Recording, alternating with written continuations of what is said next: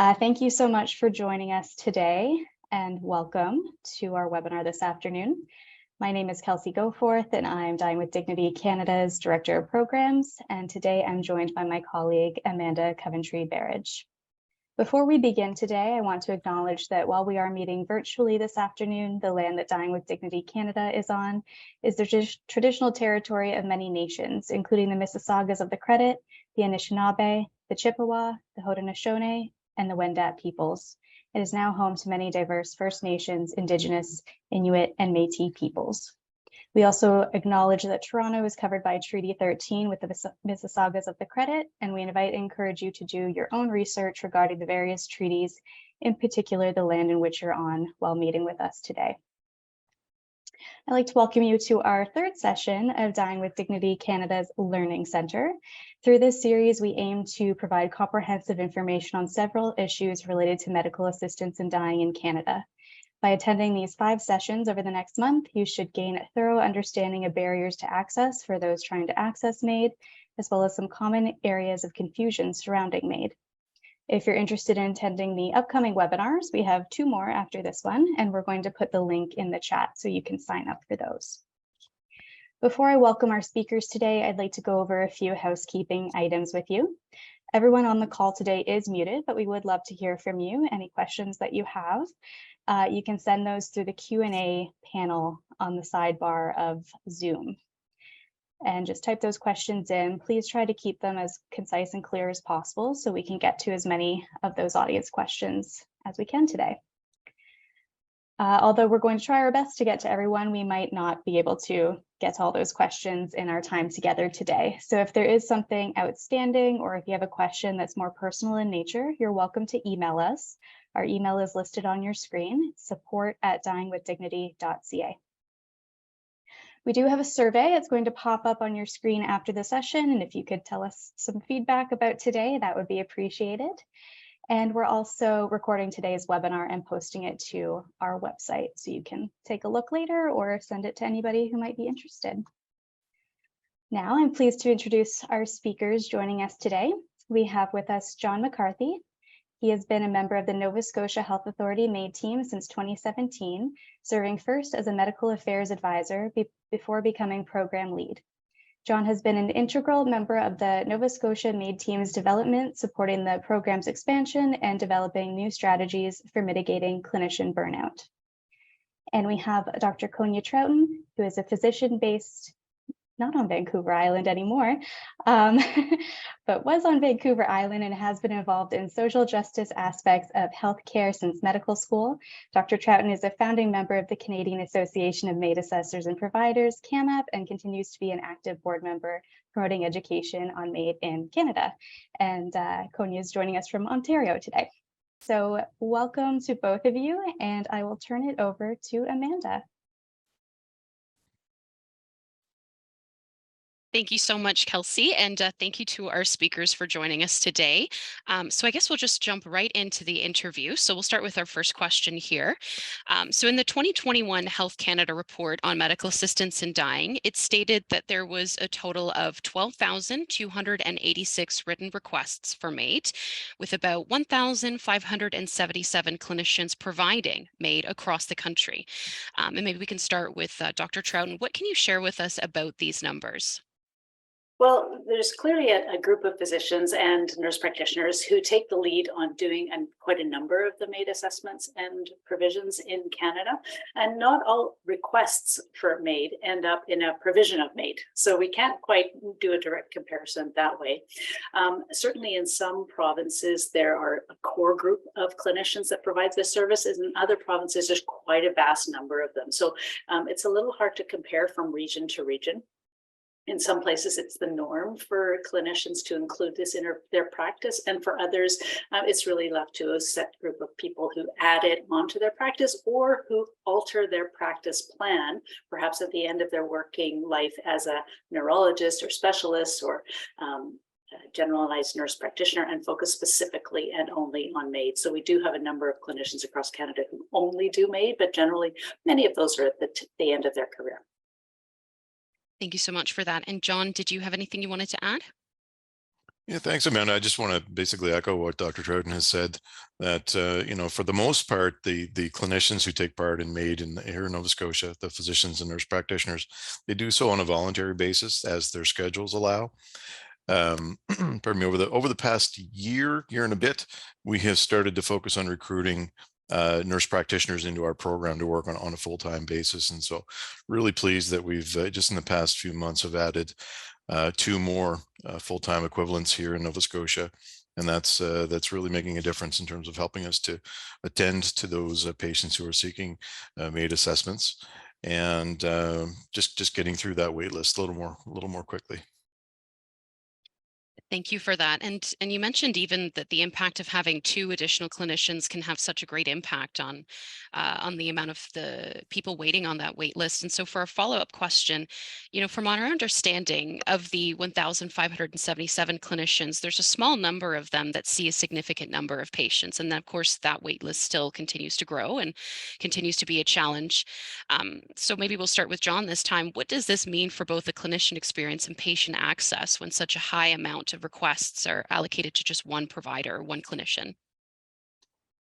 Yeah, there's no doubt that it's a challenge, and we very frequently check back with those physicians and nurse practitioners in Nova Scotia who take part in a number of cases here. We certainly want to avoid burnout at all costs here, and so we're fortunate that we are one health authority here in the province. We're very much unlike several other jurisdictions in Canada that have a number of health authorities, each running their own kind of independent MAID programs. So we have the benefit of being able to reach out to our entire group at one time, and inviting them in to meet in person and or virtually if we need to.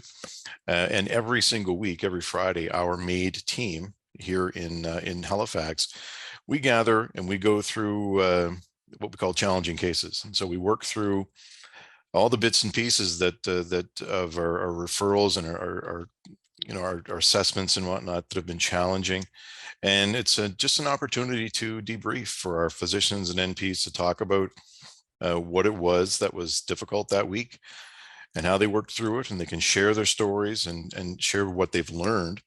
And I think even just talking about their experiences is kind of therapeutic to some degree, just being able to share what they've been through.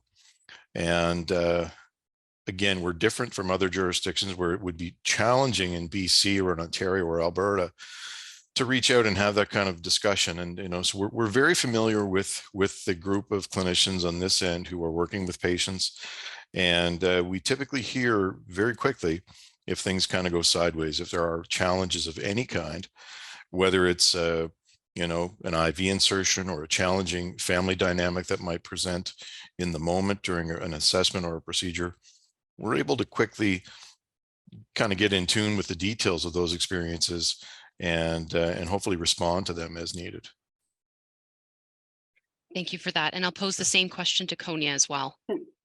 I might take a little bit of a different tack, just to round out the conversation and just say that, the fact that there's a large number of clinicians seeing, there's a number of clinicians who see a lot of patients. In fact, that's probably good for the patient experience, because it does mean that many of the clinicians who do the assessment and the provision have done this a lot and are very familiar with navigating various dynamics, are accessing patient records, checking and making sure they're very thorough, they're attentive to the law, the legislation. So it's a good patient experience because it's not the first time through. And it's not something that they do 2 or 3 times a year, but it's something that they do frequently every week, for example. So that's a good thing for the patient experience. The unfortunate thing is that it does mean that sometimes because MAID is a selective participation activity that clinicians do, they selectively choose to participate as much or as little as they want. It does mean that there might be gaps at various times when people take a holiday or perhaps have a situation that touches them personally and they need to take a little bit of time to just reflect on that experience and regroup and jump in again. I don't know of any jurisdiction in Canada for which MAID is a required activity of any clinician. So that's important to know, that just because it's legal and available, it doesn't mean that every clinician has to do it or has to do a MAID assessment. They optionally jump in and participate in it. Having said that, for many clinicians, they say that this is the best part of the clinical activity that they've done in their careers. They find working with people through these difficult conversations, setting their goals of care, which might include MAID, is a really helpful thing to do, acknowledging that the patient is really in the driver's seat, right? The person who puts forward that request is really in charge of their care and what level of care they want or what level of MAID. Secondary and supplementary to what John was saying, I would add that in many jurisdictions, there are very active MAID coordinating centers, and that is super helpful for many people. Generally speaking, a MAID coordination center, if there is one, is staffed by very experienced nurses, social workers, and a team of people who can really assess, should this request move forward at this stage, next week, next month, next year, to a formal assessment by a clinician, assessor provider. And that really helps us triage the resources that are currently available. So that exists both for, for BC, all the health authorities are very active in that. For Alberta, certainly phoning the 811 number accesses that opportunity very quickly. Manitoba, all the MAID requests are done by a central agency, every single one of them. So that's helpful that there's a really systematic approach for everyone. And in Ontario, it's quite a little more patchwork. It depends on the area in Ontario to which you're living, although there is an overall provincial coordinating office, but it's not as well staffed as many of the other provinces, not yet. Not yet. Yes, I like that autism there. So it sounds like there are definitely pros and cons to the current approach and certain strengths as well. So thank you both for that. All right, so for our next question, we're going to focus more on clinician recruitment and retention. And so for the next question, are MAID providers continuing to provide for many years, or are you seeing a drop off in those who are doing this important work? And I'll ask any speaker to start with that first. Sure, I can go ahead.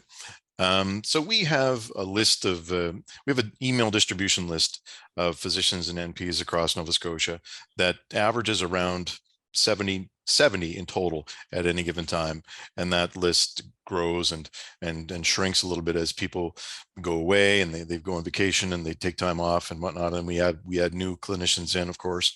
But pardon me. So that list is what we use to send off our referrals to people. We send off our referrals to that group of people, rather, probably 3 times a week. And I would say probably about 60 to 65% of that list of around 70 people has been pretty static over the time since MAID became available in 2016. And it's really good. And I think it speaks volumes about what the practice of MAID means to those clinicians who are involved. As Dr. Trouton said, many of those who are involved in MAID assessments and procedures, they, in so many cases, say that this is the most gratifying work that they've ever been involved in their careers. And many of these are clinicians who have been in the game, as it were, in healthcare for upwards of 30 years. And so it's really interesting and kind of heartwarming, I think, to hear them say that this work that they've just taken on, in the last few years is the most meaningful work that they've done. I really appreciate hearing that whenever I do hear that. Absolutely. Thank you, John. Konia? Yeah, I would say that there are a number of clinicians who've jumped into doing MAID activity or adding it to their practice right when the legislation was changed in 2016. So there are a number of people who are still providing that started off providing and have not really dropped off. In some areas in the country where we have done some focused training with CAMAP or with the initiation of that group of clinicians, we've added on more clinicians. So our little group, for example, on Vancouver Island, which initially numbered about 4, has now grown to well over 40 or 50. So it's very big. It might even be more now in the last 6 months. Wow. So they've done very active educational seminars, webinars, in-person workshops, and just word of mouth. And so that's been really amazing. So that's fantastic. In other areas, there might not be that same level of initiation or interest in the clinician community, but I think the more that the word gets around, I'm optimistic that this will improve. I do think that what's interesting at the last MAID conference, we had a national MAID conference in Halifax just last couple of weeks ago, and that was really well attended. And I encountered some clinicians there who I thought had retired.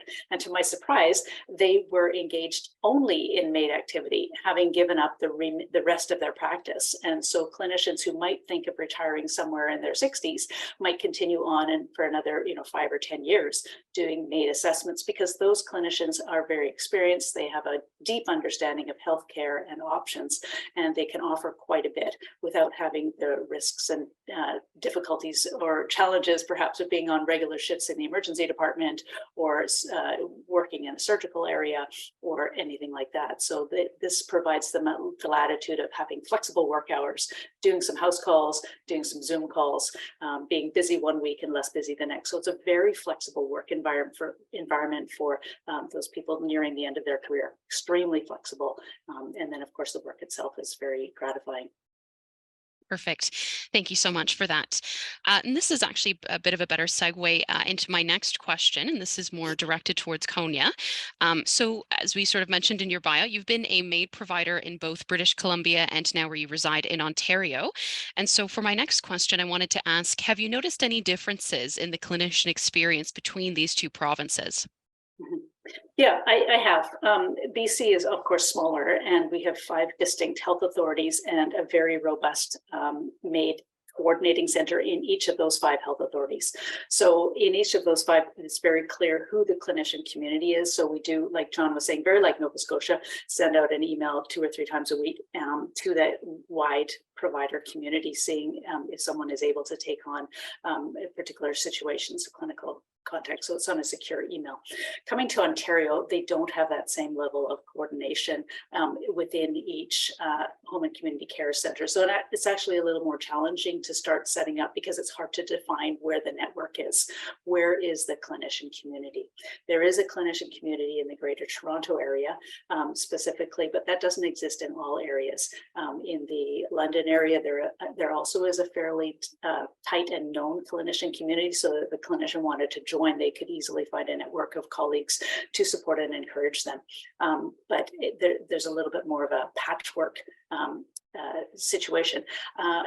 The support that the communities of care, the MAID coordinating centers, have been able to offer once they've started is great, because that means that you've got a network of clinicians who can then say, it'd be really helpful if we could somehow find some funding for a social worker, or somehow find some funding for nurses to help with IV starts, for example. But without that tighter community, it's hard to figure out what the community needs, because there is no community. It's not well identified. So I hope that more and more clinicians will realize that we need to pool resources, and rather than patients accessing clinicians directly one by one, is actually work through a coordinated team. Up in the Northern Territories, it's, in our 3 territories, it's a little bit more coordinated, just because the volumes are smaller and the clinicians tend to know each other anyway. So I think that in the smaller jurisdictions, the smaller regions, it's a little bit easier to form that community that's so important. Thank you for that. It almost sounds like for the BC side of things that there's a stronger sense of centralization of resources and clinicians, and that's sort of where the deficit in the Ontario system is, and why it's an area of improvement, so to speak. Mm-hmm. Yeah, exactly. And I think that's why it's so valuable to get clinicians from across the country talking together and saying what has worked and what has been successful in addressing some challenges. Thank you for that. All right. For our next question, and maybe we'll start with John this time. I think you touched a bit on this on some of your first answers, but if there's anything you'd like to further, how is clinician recruitment going? Are there more clinicians becoming MAID providers? And I think you've already mentioned that there are 2 additional, but if there's any more data that you'd like to supply as well. Sure. Yeah. The past 3 years of the pandemic have been really, really challenging with, I would say, the vast majority of physicians in the province and nurse practitioners simply overwhelmed in their own practices and really, to a large degree, unable to take on the additional work of MAID assessments and procedures. But honestly, in the past few months, there's been a really encouraging uptick in interest among physicians and nurse practitioners across Nova Scotia. And so in addition to those NPs that we've recruited here on a full-time basis to work with our team and travel the province and do their work, we have new physicians who we've not engaged with previously. So it's really encouraging that we're getting these calls and we're adding them to our distribution list here so that they can see those referrals that are coming in. And again, as their schedules allow, they'll take on those cases, do the assessments, and perhaps do the procedures. And I'm really kind of seeing the light at the end of the tunnel of the pandemic, I guess you might say, because it has been such a challenge.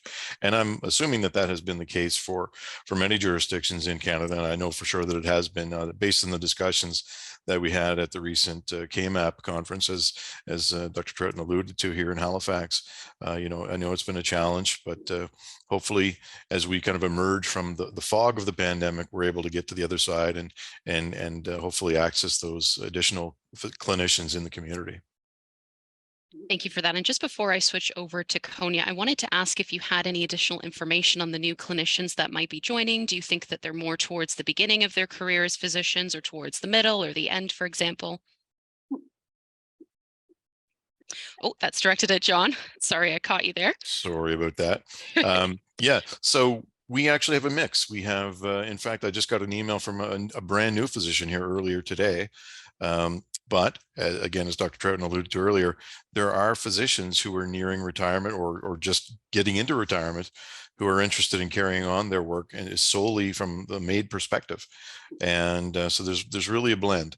And that is encouraging. We're doing MAID information sessions here. Again, during the pandemic, they've all been virtual information sessions. I often find that the in-person session where you can meet face-to-face with people are more effective, and you can answer their questions there in the moment, as opposed to emailing them later on or setting up another phone call later on to follow up questions. But yeah, it's a real blend for sure. And I guess perhaps the newest ones are early career, and then again at the other end of the spectrum later on in their career. Thank you for that. I think you can go ahead now with your water. I know it's a little bit toasty in your office. All right. And Konia, same question from your perspective about clinician recruitment.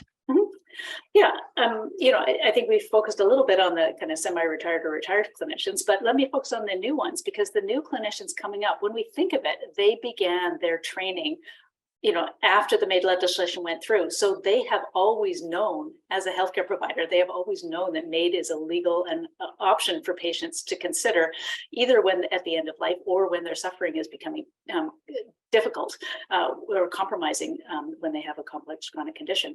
So they have lived in a norm of MAID. So that's exciting. And I think that some of the new clinicians or younger clinicians that have come across who have just opened their practice or just joined their practice assume that they need to include MAID in their work. They just assume it. So this is really just eye-opening. It's great. What I think has been a little challenging is that sometimes there are restrictions placed on people's scope of practice. And so that is a challenge that many of them are navigating. So for example, if the person is hired as a hospitalist working in a hospital, they might not, within that scope of care, they're told to provide care for inpatients, and they may have a specific exclusion or an inclusion to have MAID as part of that or not part of that. So, there may be some restrictions that are put in place because of the contract that they have if they're working in a salaried position. The same is true for nurse practitioners, that if they see one of the patients that's assigned to their practice, they might be able to assess that person for an assisted death, but they might not be able to take on additional work of assessing people who are not in their practice or who are perhaps living at home and not within their geographical area or within the boundaries of what they're supposed to work for. So if they do that assessment, they may not get paid for it. So there are some clinicians who are still working voluntarily doing MAID assessments. So that's the thing with the new clinicians that, well, in some areas there's no restrictions for what they can do. You know, a new oncologist or a new emergency doctor or a new internist might be able to do those MAID assessments. There may be some challenges for others, but I am quite encouraged by the idea that those clinicians who are coming on assume and know that MAID is part of the healthcare reality in Canada. Thank you for that. I get the sense from both of your answers that there are leaps being made, and I think it's very encouraging to see, as John said, a mix of physicians and clinicians starting to get into this program. And I think there are some challenges as well that you've mentioned, where there's still some growing pains, if you will, to the MAID program, but overall optimistic, which I love. So thank you for that. All right, so for our next question, what mechanisms are in place and ought to be in place to support clinicians, and how do you support each other? And maybe we'll start with Konia again this time for the question. Yeah, I think the supporting clinicians is the exact reason why we started the Canadian Association of MAID Assessors and Providers back in 2016. That is why we realized that a community of practice is going to be really essential to figuring out how do we apply the law, which is kind of a lofty goal and, you know, legalized framework, into our healthcare reality and how we provide MAID on the ground. How we do these assessments. So we set up with a secure email network, and we've expanded it now to online confidential forums for clinicians to be able to talk to each other, for general specialists who are involved in MAID work to talk to each other. So we have 3 different levels of confidential forums that people can participate in if they have urgent clinical questions or if they have general questions about structure and idea. So we have that way of supporting them. We also provide clinicians an opportunity monthly to participate in case webinars. So we discuss with you know, general principles of how do we approach certain situations. So that's another opportunity. And then we provide some educational symposia as well as the conference. So CAMAP tries to provide as much education and support to those clinicians, both in ongoing learning, because the law has shifted a little bit since it was first put in place, and for an opportunity to network. So part of the beauty of being able to do these workshops is to create a community. So those people that participate then might be able to develop a community within them, that group. So that's what we've done through CAMAP, and I think that's our biggest way of doing it. John might be able to speak more broadly to how the clinicians in general would support each other. Absolutely. John? Happy to talk about that, and I do agree that CAMAP is a great group of people and an amazing supportive resource that is available to clinicians, and it's generally the first part of the conversation that I have with people when they get involved in MAID here on this end, and typically people join almost right away and take advantage of the resource that CAMAP is and that it offers. We have well, early on in the pandemic, because of the restrictions on meeting and whatnot, we started kind of an online forum that we were calling Thursdays at 4.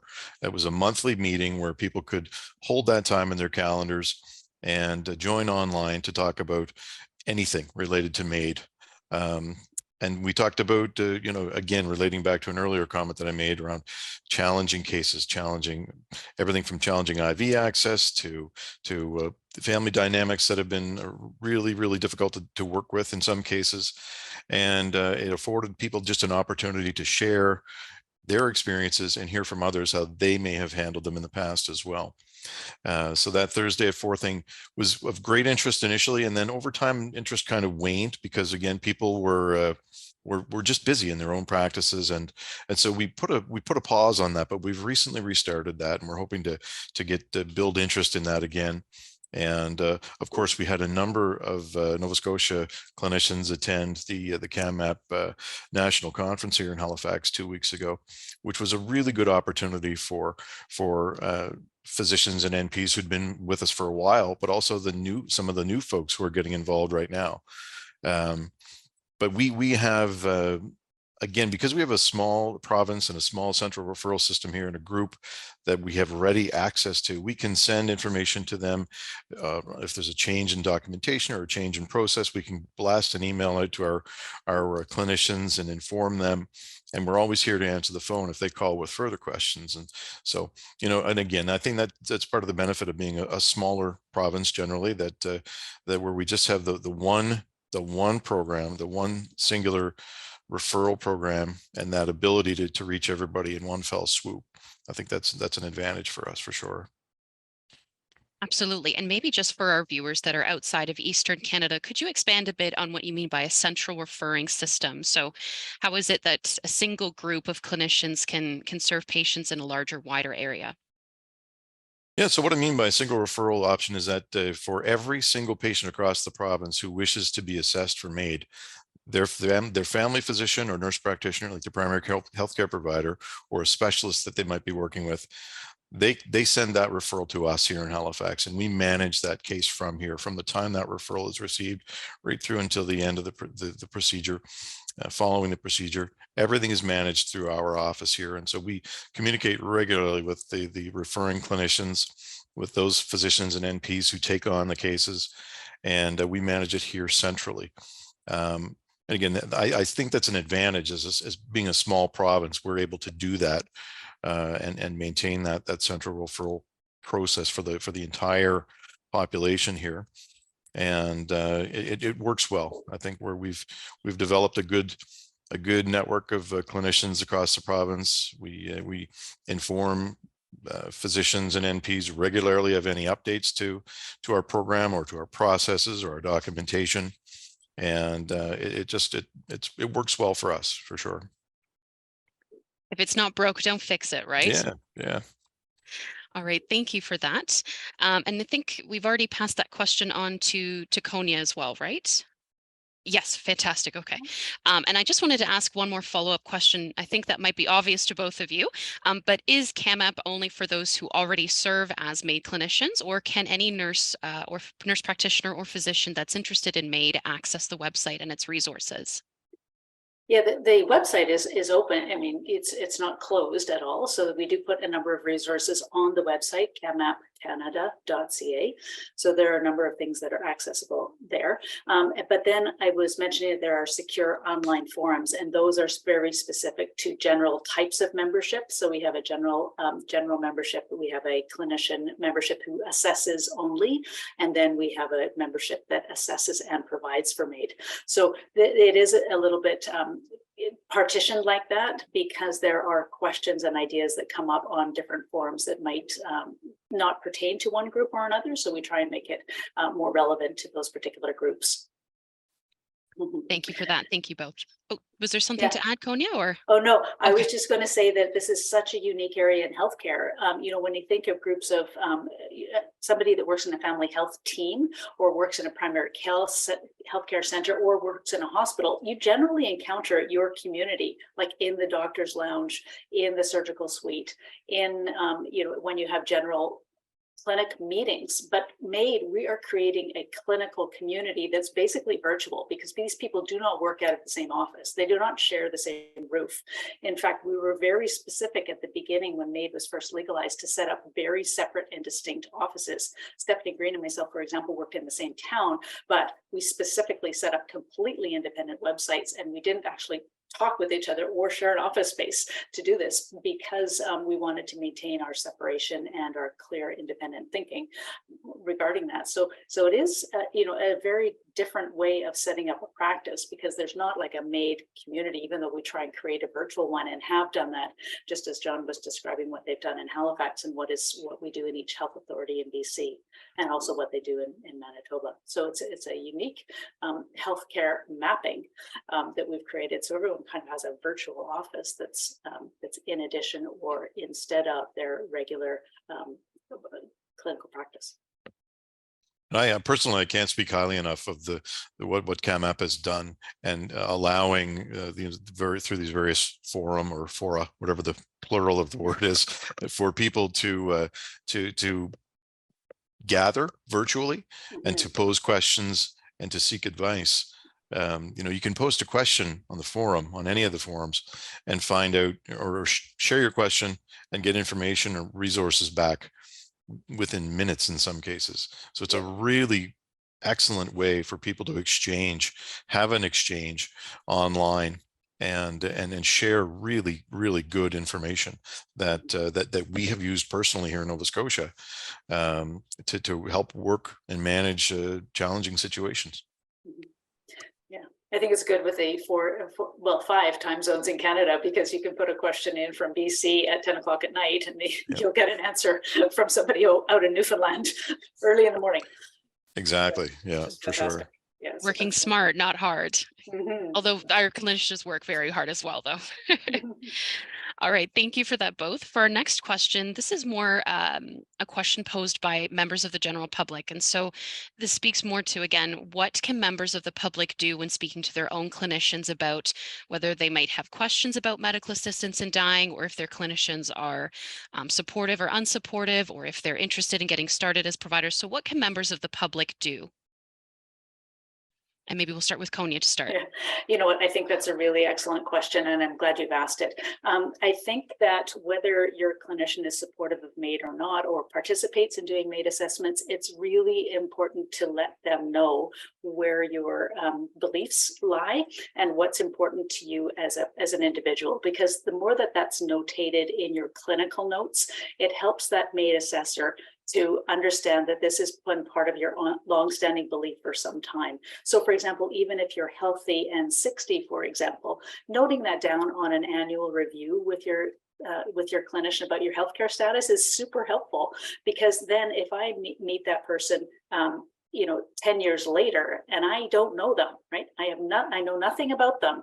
I do need to access people's healthcare records. And by seeing that in your healthcare records and seeing that notated annually, I know that this is a long-standing belief that you've had, that you want to direct your own care at the end of life. So that's really helpful to me as a clinician, to know what your motivation was and what your thinking was and your ideology before you became very ill and before you were suffering so much that you actually wanted to activate that assessment for MAID. So that's one. The second is, I think it's really important for patients to know whether or not their clinician is currently doing MAID assessments or not, or perhaps would be open to the idea of learning to do those MAID assessments. Is that something they would do? I think whether or not you see a specialist, or whether you see a nurse practitioner or a family physician, whatever the main person that's looking after your medical issues is, it's important that you know what their ability is to help you with that MAID assessment. And that might change over time, right? So there's not a question you ask today and assume it's true forever. It's a one that you asked every couple of years. And I think the encouragement of patients, like if me as a clinician, if I got a question from 5 patients in a 2-week period saying, do you do MAID assessments? Do you do MAID assessments? If I got that many times, I would think, it's maybe time I learned how to do a MAID assessment. And so that's super helpful also. So even though you as an individual find that your clinician maybe is not doing MAID assessments, the fact that you've raised it and you know that maybe another person is also raising that is a motivator for the clinician to seek that additional training. So I think that's great as well. So I think that's good. And if your clinician does do MAID assessments, even though you don't want a MAID assessment at this time, please thank them, because that's another way that they can share their knowledge with trainees, right? Because many of us as clinicians also have trainees at different times. And, for us to be able to say to our new and upcoming clinicians that MAID is an important part of our practice, that reinforces it. It reinforces the training. So that's really helpful for those of you out there.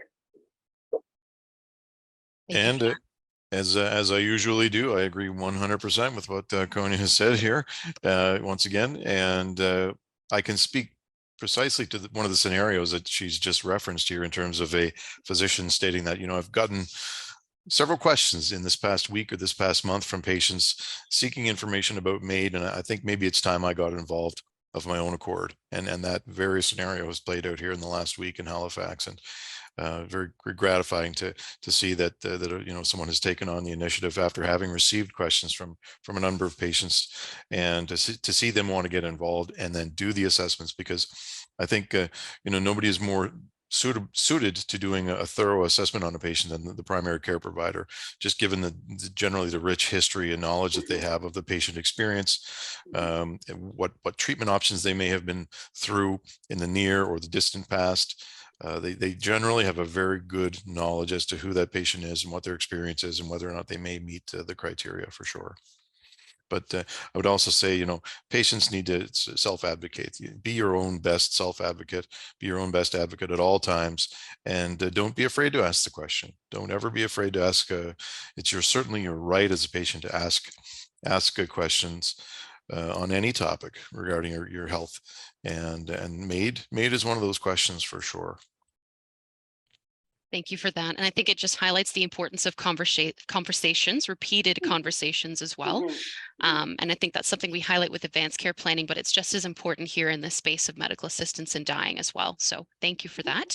Before we move on to our next question, I do want to let our audience know that we will be distributing a resource in the next week or so that you can bring with you and give to your healthcare provider, whether they're a physician or a nurse practitioner, that gives them some more information on medical assistance in dying, including clearing up common misunderstandings or myths about medical assistance in dying, information about CAMAP, so that's the Canadian Association of MAID Assessors and Providers, as well as more. So please stay tuned for that as well. All right, so for our next question, we're going to cover specifically one side of MAID clinicians, and that's the nurse practitioner role. And maybe we'll start first with John. So for my question, I'm asking, so we know that nurse practitioners are not paid for their services as MAID clinicians in some areas. And so I want to ask, is this an issue for your province? And is there anything that you can share with us about this issue? Yeah, I would say, Amanda, that it's an issue across Canada. And I mean, that reality was shared again at the recent conference here in Halifax, where, generally nurse practitioners are salaried staff members of a given health authority, right? And so they don't work on a contract basis as physicians do. So they generally, the expectation is that their work is done during a set number of hours, clinical hours, perhaps 8 to 4, 9 to 5, whatever they might be. And generally, any work done outside of those hours has largely gone uncompensated, unfortunately, in many cases, not in all cases. There are occasions when a nurse practitioner can get permission to work beyond their regular scope of practice or within the timeframes that are expected so that they can see patients in the evenings or on the weekends. But the nurse practitioner compensation is certainly an issue right across the board. If you look at the map, it goes from east to west all the way across. I don't think there's one area in Canada where it's not been an issue so far. And again, we have recently, as I mentioned, taken the tack of recruiting in full-time nurse practitioners to our MAID team, and so they work the hours that they wish to take on the MAID cases. So we do have some where they're doing assessments and provisions in the evenings and or weekends as well. So they have some flexibility built into their schedules, and there's a lot of travel time there as well, as you might expect, because there are a few urban centers in Nova Scotia, but a large part of the province is rural, and so there's a fair amount of travel involved for sure. Absolutely. Thank you for that. Konia? I don't know if I have too much to add. I think John's been really thorough with that, but I think it is part of the healthcare payment model that we have in Canada, where clinicians essentially most of the time work as independent contractors, and they are essentially privately operating but publicly funded and bill the health authority or the province for the care one by one that they do. And unfortunately, the nurse practitioners are salaried, so it makes it a bit more challenging. Many of them have been successful in lobbying for an expanded scope of what they do within their primary healthcare setting or their specialty setting. So that's been great, but they've had to honestly do a lot of their own lobbying to make sure that it's included in their scope of care. And where they have been able to do that, they've been an essential part of the MAID services within that region. So I have to put out my hat to all of those nurse practitioners who have, for some period of time, maybe worked for free or spent a lot of the time not only seeing patients for their assessments and provision, but also doing lobbying to make sure that their work is recognized and compensated. So they have done an amazing job as a group collectively, and then within each province in lobbying that province or that region or that health authority to get appropriate funding. So amazing job and very excellent partners. I certainly enjoy working with them at all levels. Absolutely. And I think it speaks again to that patchwork of the MAID legislation and MAID policy across the country, where again, some clinicians are being compensated and some are not. And I think it also speaks again to this being a very fulfilling work, right? Because I think it's certainly hard work anyways when you're being compensated, but certainly to then quite literally do it out of the goodness of your heart and to do it without compensation, I think again speaks to how valuable the work is. Yeah, I think John alluded a little bit to that. The travel issue is still an issue across the country because so many of the MAID assessments are done at home. And, of course, that changed a little bit during COVID when we were allowed to do MAID assessments by Zoom and required to because of the pandemic. But also many people want to have their assisted death at home, but that home might be some distance from the area. And so, if it takes you 2 or 3 hours to drive there and back, or 2 or 3 hours one way, and you're not compensated for that. That does, for any clinician, take some time out of their working life, that realizing the entire day is kind of blocked off for that activity.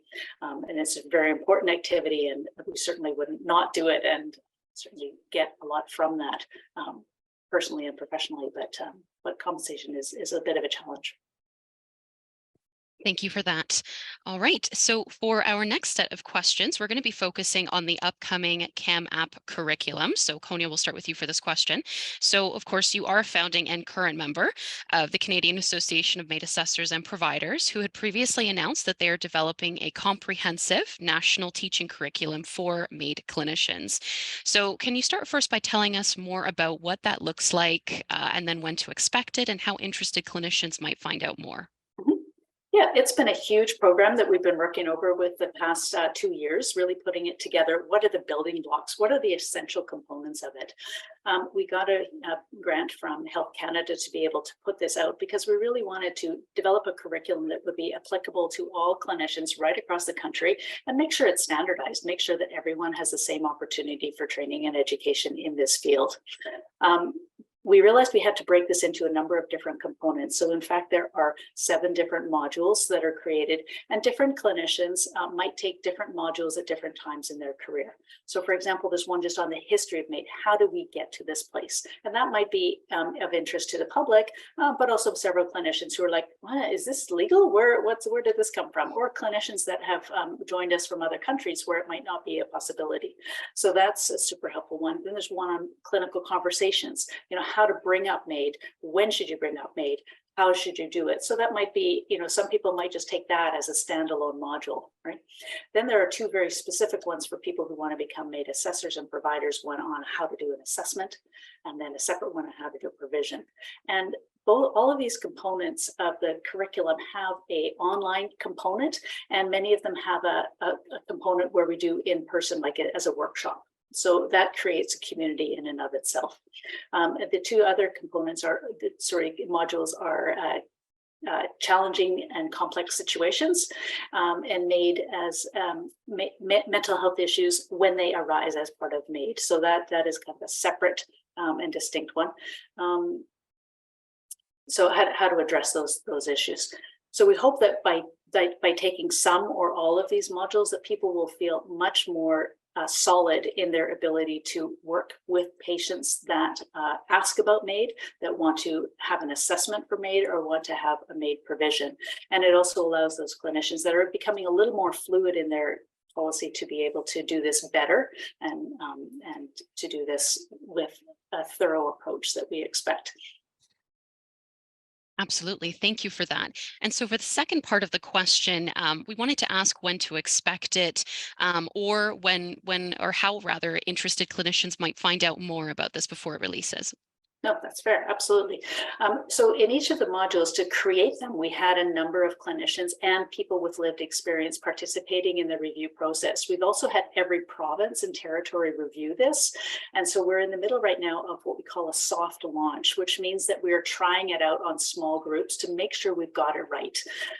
It means that it's already had a thorough review by 6 or 8 clinicians who've developed it, but also at least another 20 people who have reviewed each module and make sure that we think we've got it right, but we want to try it first. So right now we're in the middle of soft launch, and when we'll be able to offer it completely widely to the broad clinician community in the fall, so after the summer. So once the summer has completed and we've been able to do all these soft launches, just piloting and making sure we've got it right, then we'll be able to have the hard launch in the fall. So we are looking forward to that process, and we hope it's going to be done in small and large groups right across the Canada. And as I said, many of these things are going to be accessible online, so people will be able to take the modules at their own speed and at their own time.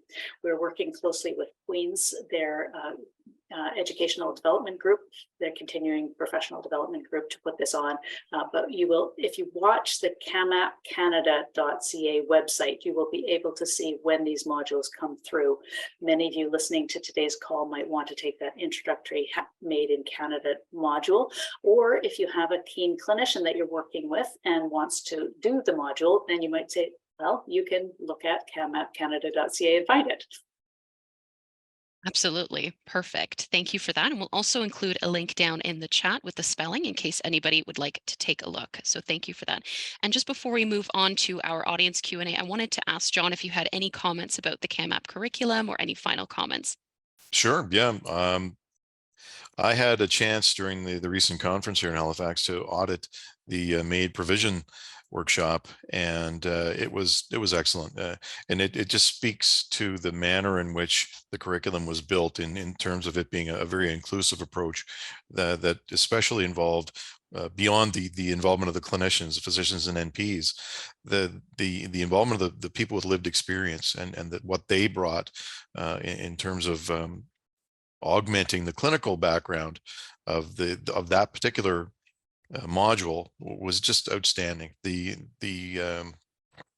session itself was just done in such a very humanistic way, very good approach, very excellent coverage of everything involved, and I was just so pleased to be able to sit in on that session during the conference, and I look forward to taking all of the modules. I think there's good education to be found by anybody looking for information on MAID, for sure.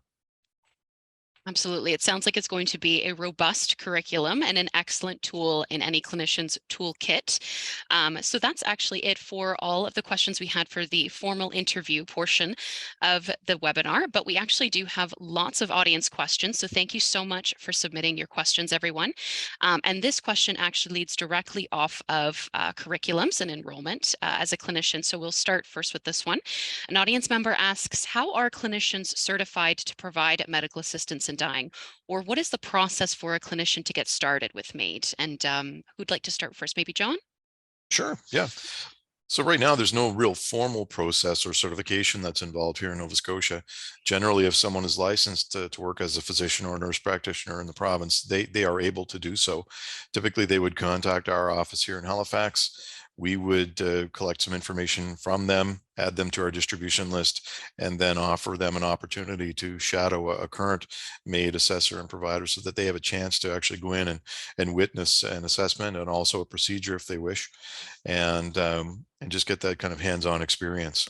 And once they're comfortable with the level of experience that they've gained, they can go off and work on their own. And so we provide them with the tools that they need in terms of the documentation and understanding, the conversation that happens for MAID assessment and for MAID procedure. They're very unique among typical healthcare conversations, obviously, and so we try and help them build the skills that they need to do the work, and then they're off on their own. And well, I shouldn't say they're on their own. They're never on their own. They're always kind of surrounded by this really fascinating and fantastic group of clinicians here in the province who are always available and willing to help in any sort of circumstance that they might find themselves, any challenging situations for sure. Thank you for that. And I guess I'd just ask if Konia, if you have anything further to add to that. Yeah, I mean, it depends a little bit on the jurisdiction.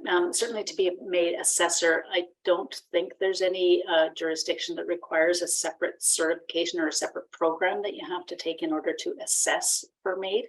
Providing for MAID is a little distinct because that's that additional step of actually knowing how to initiate the process, how to do the choreography for the process and complete death certificates, that kind of thing. So it's a little bit more specialized. So in some jurisdictions, they are required, clinicians are required to contact their college, the College of Nurses or the College of Physicians and Surgeons in that jurisdiction to ensure that they are able to do that within the community. So there might be a specific course that they have to take or some sort of program that they have to follow or identify that they've done that. Certainly we do that in BC. If you want to assess and provide within a facility, though, it's a little distinct because there might be privileges that are required within that facility, whether that's a hospital, a nursing home, a long-term care facility. Some of those facilities require distinct privileges for any type of clinician who's going to provide MAID within that facility. And as we know, there are some facilities that don't allow MAID assessments or provisions or provisions to occur in that facility. So, but for those that do, there's sometimes what we call a way to bring medications from offsite into that facility or to access the pharmacy within that facility. You can't just walk in with your medication from the local pharmacy to a hospital, for example, and provide MAID. So you can see that there's some levels of attentiveness just for patient safety that we make sure we go through. Absolutely. Thank you both for that. For my next question, and this is again related to curriculum, and then we'll move over from this topic. This audience member asks, is medical assistance in dying a subject of study in medical schools? And if not, is there any movement to do this? And maybe Konia, will start with you as a physician, of course. Sure. Well, in the medical schools, it's not currently a required part of training, but because there's been such interest in it and because it's in the last few years is obviously been a legal part of healthcare, an option for people. There are many seminars and webinars going on for medical students when they are doing that part of training, whether it's included within palliative care or included within internal medicine. You know, there are different phases where different schools might include it. So it's not necessarily required, but it is included in many of the curricula, either as a standalone topic or an additional topic that students can access. Within the nurse practitioner studies, I'm not sure. I can't really address that, not being involved in the training and education of nurse practitioners at the moment. But it is something that is being sought out, definitely. Thank you for that. And John, I wanted to ask if you had anything to add or if you've ever interacted with any clinicians that have maybe voiced about the lack or presence of that subject in their curriculum. Yeah, and again, as Dr. Trouton mentioned, it's not a formal part of the curriculum here at Dal Med School, but we have had many instances where we've been invited in to speak to various seminars on MAID, and our MAID clinical lead, Dr. Gord Gubitz, who is a neurologist here in Halifax and a MAID practitioner from the very beginning in 2016, he very regularly engages now with med school students. I think in the third year, primarily over at Dalhousie Medical School, and so he'll go in and talk to a class, and that invariably leads to us sharing, connecting with those students later on, and just sharing further information with them. There's always a good exchange when those seminars happen, and we're happy to do them with the med school or any other group in the community, honestly. Thank you for that. And it's, again, sounds like it's an optimistic outlook, if you will. It's maybe perhaps not mandatory at this time, but there does seem to be growing interest and growing opportunities for that learning experience and education. So onward and upward, as I like to say. All right, thank you for that. So we're going to move on to a different topic. So this audience member shares a bit of a personal anecdote.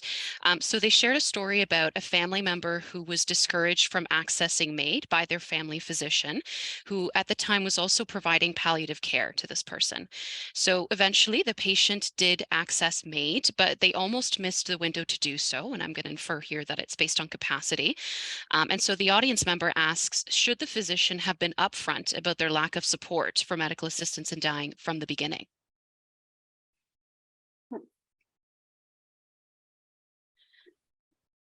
Konia, would you like to jump in, or perhaps John?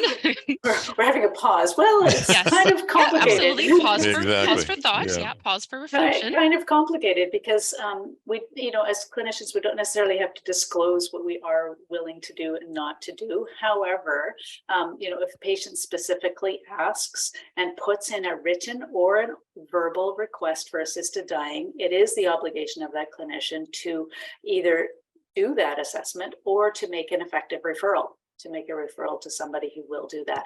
But it has to be really formalized that the patient is putting forward not just, oh, I'm interested in MAID, but I want to have an assessment for MAID. Here is my written request. And the clinician is obligated actually to do something about that. So encourage is a soft word, and I don't know, in a particular clinical encounter what's going on there. Certainly, it's really important that all patients, all people have access to good quality palliative care. So I'm glad that happened. But sometimes the clinician is not able to add a MAID assessment or perhaps willing, and so certainly being your own best advocate is a really important thing to do. However, I think it's important that if you really do want your clinician to do a MAID assessment, putting the written request in their hands is a really formal step to making sure that you get either access or an effective referral. Thank you for that. Yeah, sorry, go ahead, John. I wouldn't have much to add to that, Amanda. Just want to reiterate that the patient should consider making that formal request, written or verbal request to their clinician. Absolutely. And certainly if they're able at the time, they can also make the request directly to the provincial or territorial MAID team as well, or to ask for more information about that as well. So thank you for that. But I would always say go to that clinician first, because like both of us have said, if the clinician gets repeated requests for MAID, then I think clinicians more broadly will continue to offer this within their scope of practice. And that's what we're really hoping, that all clinicians will recognize that all clinicians do have a responsibility and an ability really to assess for assistance in dying. All right, thank you both. For our next question, let's see here. Just going to pull this up, my apologies. So this audience member asks, does a request for medical assistance in dying, can it be made in a person's will, or is having this listed in your file sufficient? And I think we spoke to that a little bit already, but if you could answer as well. Well, at the moment, we don't have advanced requests for assistance dying. Yes. But but it is really important to emphasize that this is your wish. This is part of who you are. This is part of what you feel is important at the end of life, is to have assistance. So at least we know that it's important to you. At the bare minimum, if the legislation changes, then at least that's also noted for some number of years that this has been an interest of yours. It is not sufficient to put it in your will. It is not something we can act on. We have to get a verbal or written request directly from the patient. We have to do a thorough assessment at the time when someone is suffering and they meet all the other criteria. Exactly. Yeah. MAID as an element of an advanced directive is not part of the current legal framework. So it's simply not allowed right now legally in Canada. Thank you for that. All right, for our next question, regarding wait lists, is there a sense of how long a wait list can be? And maybe we can have each speaker sort of answer with respect to their region. And of course, Konia, you might not have access to the full idea of what a wait list in Ontario might be, but if you have a sense for that. And then finally, for the follow-up to this question, how are wait lists triaged? And maybe John can speak to that more. So maybe John, will have you start. Sure.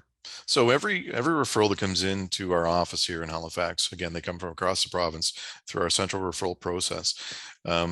They are cataloged as a new case, assigned a case number, and generally within 2 days, the patient making the request gets a call from one of our nurse navigators here in the office. And so they do a thorough intake process where they're completing a number of documents that help them to understand where exactly that patient is and identifying what their priority status is at that time. So many patients just want to sort of get on the list, as it were, so that they can activate MAID when they feel it becomes urgent, when they wish to move forward. Other cases, as you can expect, come in on a much more urgent basis. And so I guess my answer is, it depends on the level of priority for each of those cases that are coming in. So higher priority cases generally are actioned more quickly. And those that are of lower priority, there is a longer wait period. I mean, there's no secret to that. Obviously, we would like to be able to turn these cases around within a couple of weeks, but that's simply not the reality. So, but I have seen high priority cases come in where we get the referral in the morning, and 48 hours later, the MAID procedure has already happened. And again, that is simply on the basis of a very urgent request where the patient is in a very, very steep decline generally. And yeah, and I think that's probably true in every jurisdiction across Canada. Mm-hmm. Mm-hmm. Yeah, no, I agree. I think that's true across Canada. I mean, the wait list is sort of usually the responsibility of the care coordination center, if there is one, because that's the only place where there's a direct repository. There might be clinicians or clinicians who know that they have a personal wait list because patients have contacted them directly. And there are also a provincial level wait list, and there might be a regional level wait list. And we don't often see what that list looks like because you're working as an independent clinician. So certainly that's the case in Ontario. It's a little bit more camouflage to what that wait list looks like. But I would say that the strength of having a central coordination committee, as they do in many jurisdictions, is that the more experienced that team is at triaging, the better it is for the clinicians, because it is easier for us as clinicians on the other end to know that somebody has been screened and checked and make sure that their written request is in, make sure that their family physician has been contacted or their nurse practitioner has been contacted, make sure that their medical records are accessible and that we have ability to access those records that the patient has given our permission to do that. That is so much easier for us to jump on to creating an opportunity for an assessment. Certainly when someone has a date in mind and knowing that they want to act on MAID fairly quickly makes it quicker. I mean, most clinicians in most jurisdictions will jump in very quickly to help those patients who need a specific date and time, and that's coming up fairly soon in the next few weeks. It's harder when somebody is not sure when they want to do MAID and they just want to make sure that they would be eligible sometime, because it's more difficult maybe to commit to that longer length of time when there's multiple check-in periods. Those kinds of check-ins are important, though, for somebody with a slow progressive condition, for example, dementia. Yeah, thank you both for that. All right, so for our next question, this audience member asks, is it possible to find out how many MAID clinicians are available in my area? It's not something we generally, advertise or share. I don't ever recall having received that question, to be honest with you. But the reality is that the patient in one given area might not actually be serviced by a clinician in that area, simply because we have our nurse practitioners who work on a traveling basis, and so they can, we might have a patient in Sydney, 4 or 5 hour car drive away from here, seen by a nurse practitioner who happens to be working in that area at that time when that referral comes through, or they could be seen virtually by a physician in Yarmouth, who's the exact opposite end of the province, an 8 hour drive away. So, yep. Yeah, exactly. I agree. I mean, the ability of the virtual environment to see patients within that province that you're licensed in. You know, for example, I'm licensed in 2 provinces right now, so I could see clinicians from 2 different provinces. So that opportunity exists for people, so it's difficult to see. And also, it's a moving target. I mean, clinicians might be, for example, temporarily on leave, or they might be relocated to somewhere else for a short period of time, or they might be have their schedule completely full at periods of time. So it's a moving target, what that number is, and we don't always know. I'm licensed in Alberta, but I don't know how many clinicians are on the total roster who are able to assess and provide. Don't know. Absolutely. Thank you for that. All right. So for our next question, this audience member asks, how can we normalize the option of MAID as a part of the options for end-of-life healthcare for both patients and healthcare providers? And I think we spoke a little bit about this with conversations, but if there's anything you'd like to expand on that. I see evidence every day that MAID is becoming more normalized and part of the general discussions around end-of-life care.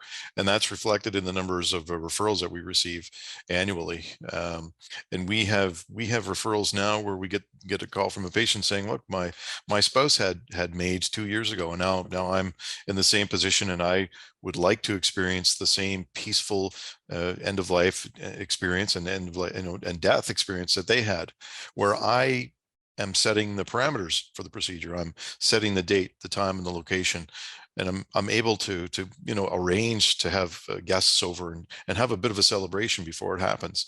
And it's really encouraging. It's really good and healthy to have these conversations about MAID as an option, and it's very dignified, obviously, where they can set their own wishes in motion. And so, again, looking at our numbers, they're vastly increased over the past few years simply because people are more aware of MAID. The information that we have is more accessible, and people, I think, are becoming more and more comfortable having the conversation about MAID as an option and as an end-of-life option. Yeah, I agree. Within the public, it's certainly becoming really common, and I've certainly seen a number of couples or family members where I've assisted in both situations, and that's quite gratifying. People hear from it. I say, "How did you hear about MAID?" And they'll say, "Oh, my neighbor, or my friend, my cousin, my spouse, my family member," and that's becoming more common among the clinician community, especially those who deal with patients at end of life. I think it is becoming more open, and I think even within the palliative care community, I am encouraged by the number of palliative care clinicians who now assess and provide MAID. So that number is growing. And I think that will then become a more and more common conversation at end of life, when those people who do already have end of life discussions and conversations with patients will expand that normal conversation to include MAID. I think it's already happening, and I think it will happen more and more, that not only will you be offered palliative chemotherapy and palliative supports in your home, but also whether you want to pursue any more active treatment options, or whether an assisted death is something you want to contemplate. So I think that fluid conversation will continue to improve over time. And it's probably a great opportunity to offer some credit to Dying with Dignity Canada as well for the fantastic work that you do as an advocacy organization, providing opportunities like this opportunity where people from across Canada can dial in and be part of this conversation, and can ask questions and can understand how do I access information in my jurisdiction and where I live. So real thanks to everybody with Dying with Dignity for the great work that you do, for sure. Exactly. Thank you very much. That's very kind. Thank you very much. I'll accept that compliment on behalf of the organization, and I'll pass it on. But I think the compliments reflected back. We certainly cannot advocate for this work without the hard work of clinicians, and with the work that John, you do as well. So thank you for that. All right, so we have just enough time for one final question. And I think this follows along the same thread about normalizing MAID, or normalizing it as an option for end-of-life care. And so this audience member asks, do you ever encounter people in the public that might approach you to proclaim your beliefs against MAID, whether you might see demonstrations, or do you find that you only have people approaching and being encouraged by your work, or by your advocacy for this work? Personally, yes, we have had people who were very vocal in opposition to MAID. We have received, various letters and voicemails and emails and whatnot where they're vocal about the fact that MAID is available at all, that we shouldn't offer this as an option to Canadians, but certainly those numbers are very, very small, and I think people of that opinion are very small in numbers across Canada, fortunately. Yeah, for myself, I haven't received nothing but positive reinforcement. So I actually have received no negative feedback. Even at the elevator in Halifax, there were some non-MAID participants in the elevator with me, and they said, "Well, what are you here for?" And I said, "Oh, an assisted dying conference." They said, "Oh, really? Oh my God, that's amazing that this is happening. It's way past time. I'm so glad that we have this option in Canada."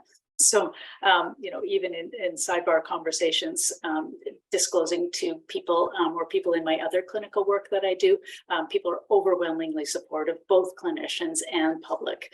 When I bring it up in casual conversation, what do you do? I do assisted dying. They're very positive and encouraging and supportive. So I find that an amazing response. And that's great. It supports us in what we do. Yeah, I'd like to augment my response too, just to say that, the vast majority of, comments that we receive are incredibly supportive of MAID and the fact that it's available. And you can't see it, but just behind me here, I have a table full of thank you cards from patients, family members who have written after their loved one had a MAID procedure to thank our team for the work that we've done in helping them through the end of their life. And it's reflective of the fact that this is available in Canada, and it's an honor for me to work in this field. It truly is. Absolutely. Yeah. Thank you so much to both of our speakers today for joining us, and thank you to our audience members for submitting your questions, for your time today. We are unfortunately at the end of our session. So webinars like this one and all of our other compassionate services are provided free of charge to Canadians navigating end of life, including their loved ones and their healthcare providers. And so to enable us to continue providing these services, we would ask that you please consider making a charitable donation. And we'll be putting a link in the chat for anybody who would like to consider donating. And so for next week on May 23rd, we'll be sitting down with MAID clinicians to debunk some of the most common myths and misconceptions about medical assistance in dying. And finally, for our final session in the series on May 30th, we'll be hosting a webinar on advance requests and the waiver of final consent. If you're not already registered, or you know somebody that might be interested, we'll be hosting the links down in the chat below for anybody that's interested. And thank you so much again to our panelists. Thank you to our audience. And everybody have a great day. And thank you so much for joining us. Thanks for the opportunity. Thank you. Thank you so much. Thank you so much, both, everybody, and have a great day. Thank you. You as well. Thanks.